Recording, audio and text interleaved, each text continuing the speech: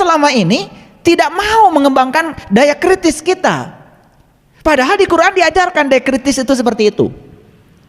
Oke. Dan yang luar biasa, omong kosong ini sekarang sudah dianggap lazim. Tahu lazim? Lazim itu dianggap biasa. Kenapa? Karena daya kritis kita sudah tumpul, tidak ada pertanyaan lagi. Apapun yang dikatakan orang dianggap kebenaran, walaupun itu kebohongan. Kebohongan yang diulang-ulang kan lama-kelamaan dianggap kebenaran juga. Contoh, sering nggak dengar orang menjelaskan, nanti katanya di kuburan kita akan ditanya 2 malaikat. 1 malaikat munkar, 2 malaikat nakir. Betul? Nah, apa pertanyaannya? Pertanyaannya adalah man robuka. Bahasa apa itu? Bahasa Arab. Berarti malaikat munkar dan nakir jelaskan orang Arab? Jelas enggak? Lah pertanyaan pakai bahasa Arab, berarti dia orang Arab. Berarti malaikat munkar nakir dari Arab. Kenapa ketawa? Apa omongan saya salah? Lah kan jawabnya man robuka. Bahasa apa itu? Bahasa Arab. Berarti malaikat munkar nakir orang Arab. Gak ada yang salah kan dengan omongan saya? Sekarang saya tanya, percaya mereka orang Arab? Ini karena gak kritis. Begitu orang ngomong begitu, langsung saya ditangkap. Nah pertanyaan berikutnya, apa iya orang sudah mati ditanya-tanya gak ada kerjaan? Orang hidup saja masih hidup ditanya gak bisa jawab, apalagi udah mati. Apa bukannya gak ada kerjaan? Tapi kan omong kosong ini dianggap kebenaran karena begitu banyak yang menyampaikannya. Karena yang disebut kuburan itu benar-benar kuburan itu. Yang disebut dengan yang ditanya itu benar yang ditanya gitu.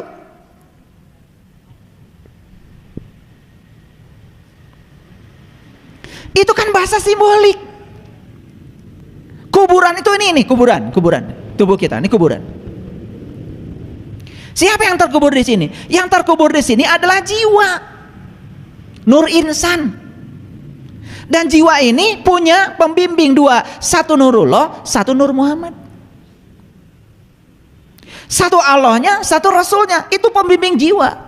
Makanya pertanyaannya juga 2, makanya malaikatnya 2. 1 untuk menjawab siapa Allahmu, yang kedua untuk menjawab siapa Rasulmu. 2. Di mana pertanyaan? Di sini. Kapan? Sekarang. Siapa yang bertanya? Ya kita sendiri. Masa nggak ada pertanyaan? Saya ini siapa ya? Ketika saya bertanya saya ini siapa, berarti saya ingin tahu jati diri saya. Oh ternyata dapat jawaban, saya adalah nur insan, saya adalah jiwa. Dan jiwa itu harus kenal pada Allah dan Rasulnya. Maka jiwa digapit oleh Nurullah dan Nur Muhammad. Makanya pertanyaan 2, 1 munkar, 1 nakir. Pernah nggak kalian bertanya, nggak ada kerjaan malaikat kok 2-2, siapa dulu yang jawab? Siapa dulu yang nanya? Bisa berantem tuh munkar dan nakir. Betul nggak? Kan pertanyaan cuma 1, man robuka, tapi yang nanya 2. Pernah nanya gitu? Saya yakin kalian nggak begitu. Pokoknya apa kata orang yang ikut saja. Betul nggak? Karena seneng ngomong kosong. Lihat saya semuanya. Jadi itu simbolik-simbolik agama itu harusnya dipahami secara nyata. Jangan di dimensi omong kosong. Nyatanya gimana? Kan nyatanya, oh kenapa 2 ya? Betul? Kan harusnya pertanyaan, apa itu kuburan? Siapa yang ditanya? Siapa yang bertanya? Siapa dulu yang nanya? Kan begitu. Dan kita settingnya benar-benar yang namanya kuburan itu adalah kuburan yang itu, songgok tanah, dan malaikat mungkar dan nakir itu ada di sana, buah gegendir lagi. Bagaimana mau hese atau tidak ada ruang di bawah? Gegendir kan harus ada ruang.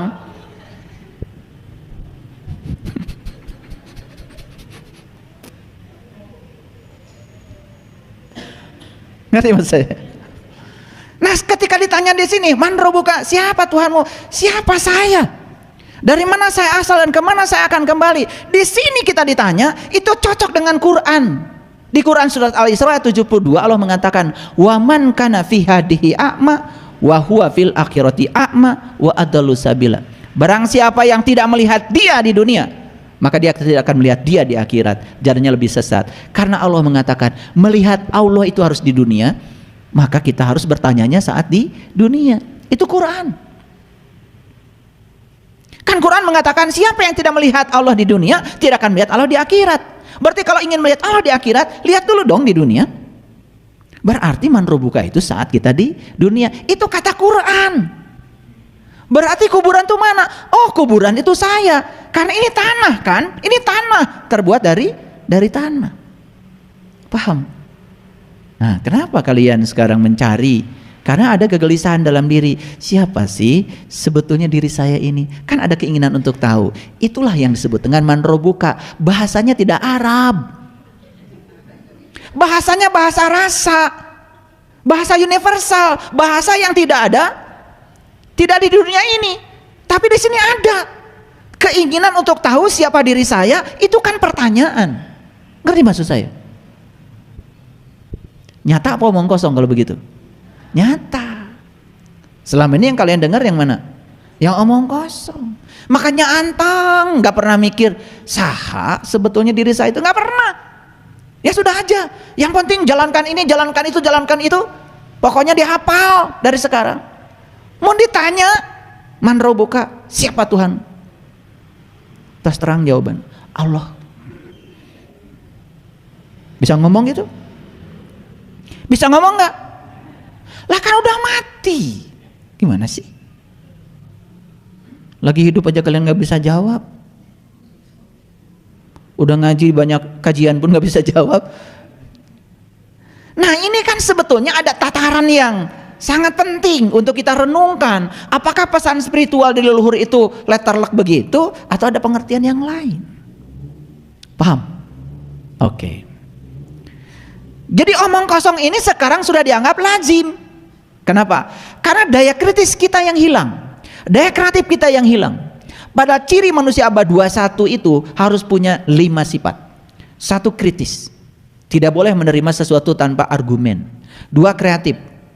Yang ketiga, komunikatif. Yang keempat, kolaboratif. Dan yang kelima adalah compassion, memiliki cinta kasih. Itu dirumuskan, bahkan dirumuskan oleh PBB. Bagaimana ciri manusia abad 21?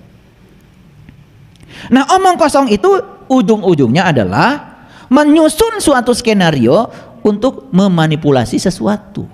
Makanya omong kosong berhubungan dengan manipulasi. Betul nggak? Itu. Nah, sekarang apa sih arti omong kosong? Yang pertama, omong kosong itu adalah hal yang tidak berguna, hal yang tidak masuk akal. Agama itu akal dan tidak ada agamanya bagi yang tidak berakal. Kalau agama itu akal, berarti agama harus masuk akal. Jadi jangan buru-buru mengatakan agama tidak masuk akal. Bukan tidak masuk akal, akal kamu belum masuk. Enak aja. Alif lam mim. Tong ribut. Hanya Allah yang tahu. Alif lam ra, tong ribut, hanya Allah yang tahu. Kaf ha ya ain shad, tong ribut, hanya Allah yang tahu. Katanya Quran itu surat. Kalau surat berarti ada pesan di dalamnya supaya sampai ke kita. Ya, sama aja kalian baca surat, kemudian ketika baca surat, naon esina, hanya Dia yang tahu. Atuh tong nyieun surat, oh gawe.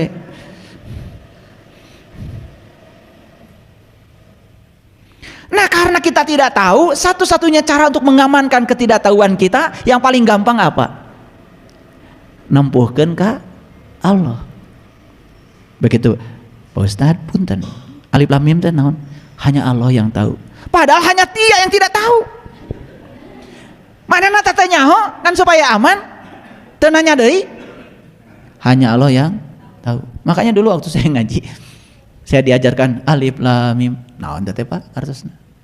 Euing urang ditanya, hore am ngaji deui. Makanya ngaji teu ngarti. Itu kan? Sedangkan yang tidak bisa dimengerti kan omong kosong. Ngerti maksud saya? Jadi omong kosong itu yang pertama adalah hal yang tidak berguna, hal yang tidak masuk akal.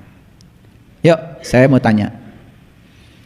Apa yang terpikir oleh kalian kalau ada orang lain bicara tentang kiamat? Selalu hancurnya alam semesta. Sekarang saya mau nanya, emang udah tahu alam semesta?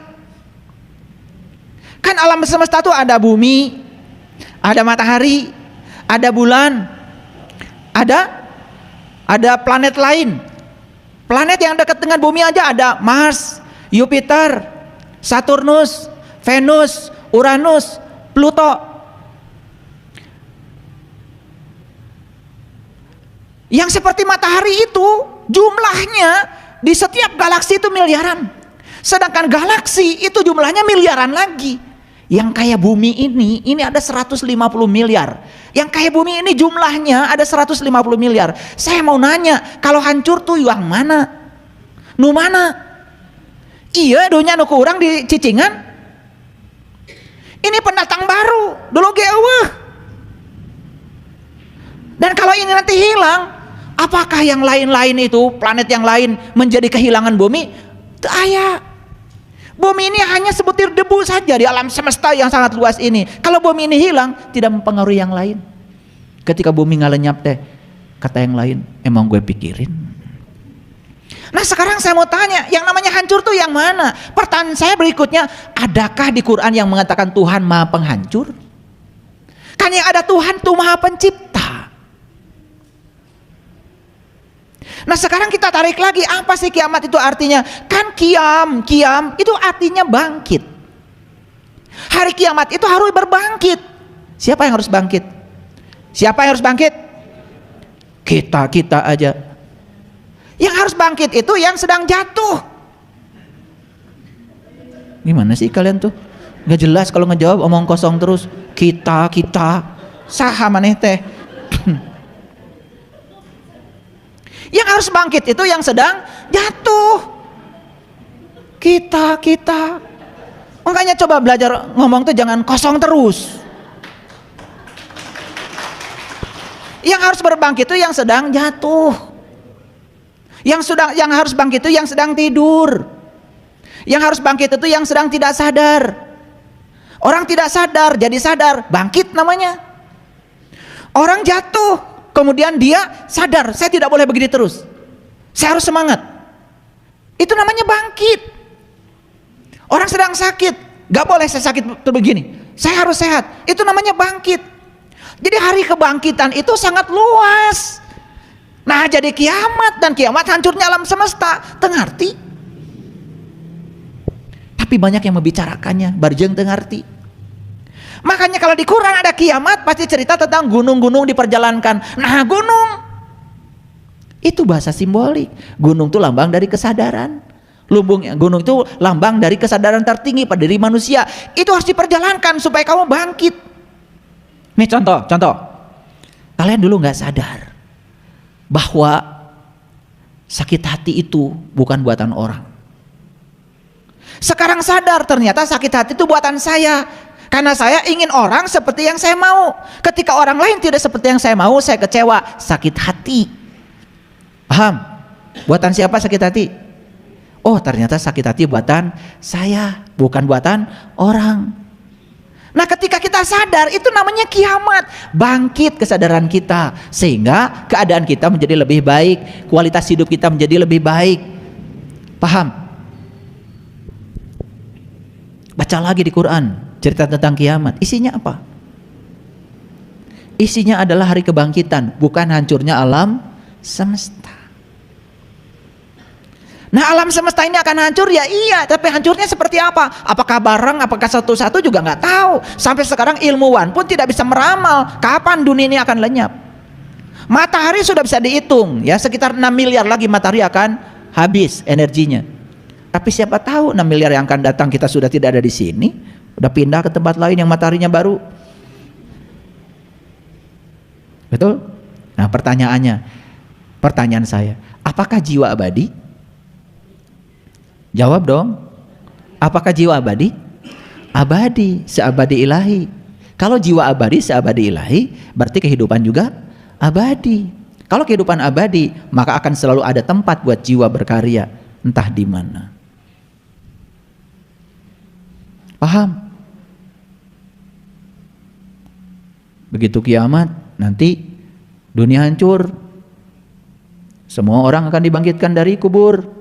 Karunya tun mautna tos lami keselen. Saya makasihan ke Nabi Adam teh. Suka sedih kalau cerita Nabi Adam teh. Panglamina nungguan kiamat teh. Cek Nabi Adam teh nah teu jadi wae nepi ka ayeuna. Makanya Rasulullah mengatakan kiamat sudah dekat.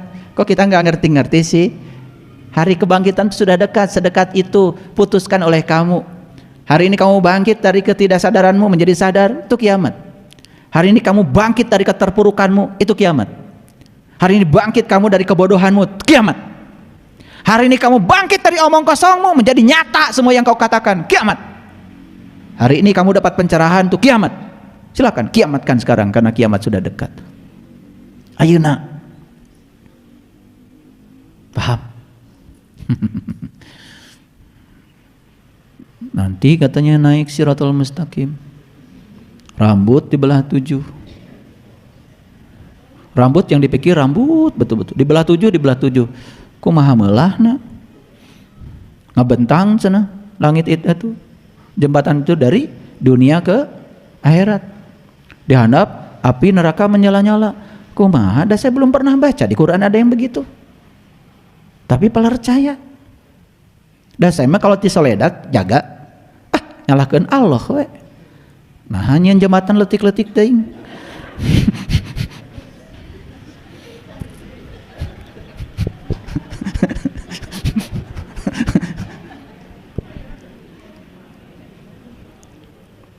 Ini hese. Agama itu jadi susah, menakutkan, penuh dengan adrenalin, tidak ada kebahagiaan, selalu yang jelaskan ketakutan.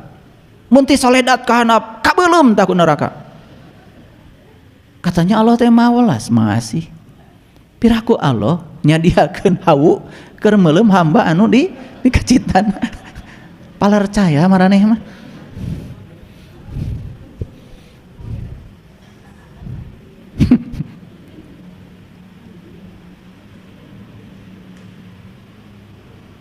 Padahal jelas di Quran dikatakan neraka teh ayeuna di dieu cek Allah teh. Pada saat kamu masih hidup, pada saat kamu masih bernafas, pada saat bumi dan langit masih ada, pada saat bumi dan langit masih tegak, di situ kau akan merasakan surga dan neraka. Masalah psikologis, bukan masalah geografis. Oke? Jadi omong kosong apa? Membicarakan hal yang tidak berguna, membicarakan hal yang tidak masuk akal. Stop. Yang kedua, omong kosong itu sering diartikan dengan cakap angin. Cakap angin. Cakap angin itu membicarakan hal yang tidak ada isinya atau tidak ada benarnya. Kan sering disebut kalau ada istilah kan itu apa? Ada hubungan dengan angin itu apa berita? Angin lalu. Ya kan? Angin lalu. Jadi angin lalu itu ya angin berlalu begitu saja. Jika hitut. Jadi omong kosong itu adalah cakap angin, membuat dalih, celoteh, imajinasi, atau membual. Nah yang lucu itu kan kita tidak bisa membedakan sekarang ini mana yang asli, mana yang palsu. Ngerti maksud saya? Terutama kalau orang sedang berbicara seakan-akan itu kebenaran, padahal itu kebohongan yang diulang-ulang. Ya sama seperti yang saya bilang tadi, pertanyaan di dalam kubur kan itu sering diulang-ulang kan?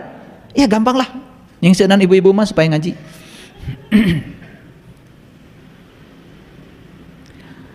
Dusta, bohong, bual, dalih, palsu, tipu, kibul, muslihat, tipu daya, itu semua omong kosong.